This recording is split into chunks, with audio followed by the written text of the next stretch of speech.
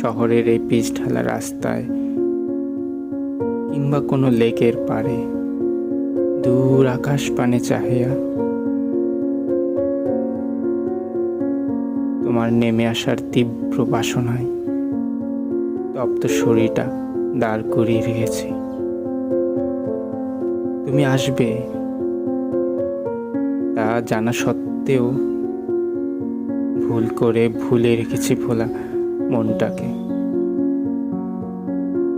তবু আসতে যদি কষ্ট হয়, আসতে হবেই তা আমি বলছি না। তুমি এসো না।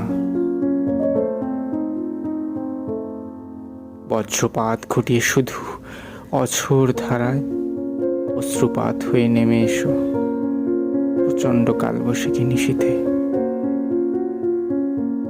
আমি তা শুষে খাবো,